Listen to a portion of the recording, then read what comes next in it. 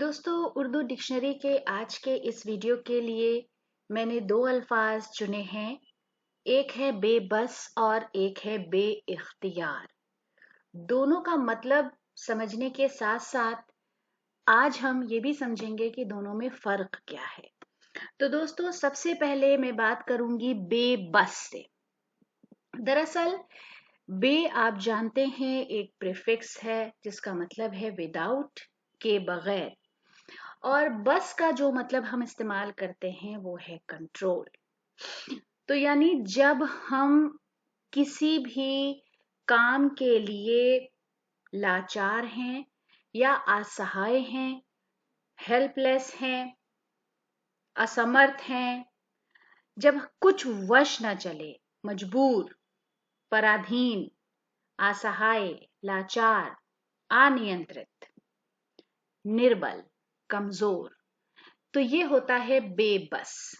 ये ऐसे भी हो सकता है कि हम किसी अपनी फिजिकल मजबूरी की वजह से कोई काम नहीं कर सकते या हम किसी की मदद चाहते हैं और ऐसे हालात नहीं हैं कि हम मदद कर सकें, वो है हेल्पलेस, बेबस या असमर्थ। उसके बाद दूसरा जो लफ्ज है वो है बेइख्तियार। इख्तियार का मतलब क्या है? Authority, power. तो इसका मतलब है पावरलेस, शक्तिहीन जिसे कहा जाता है। और यहाँ पर जब मैं बेइख्तियार की बात कर रही हूं तो वहां पर ज्यादातर चीजें पावर या अथॉरिटी से रिलेटेड होती हैं। जैसे शक्तिहीन है, किसी का नियंत्रण नहीं है, किसी के पास कोई इख्तियार नहीं है, कोई अधिकार नहीं है, कोई हक नहीं है। ठीक, तो ये हो गया पावरलेस, बेइख्तियार और शक्तिहीन का मतलब।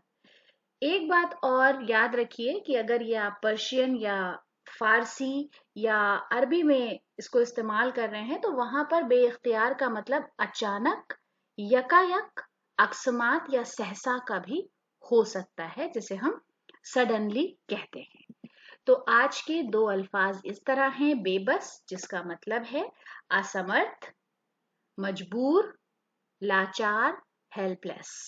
उसके बाद है बेइख्तियार जिसका मतलब है शक्तिहीन, नियंत्रण ना होना, अधिकार के बगैर या मजबूर होना, लाचार होना।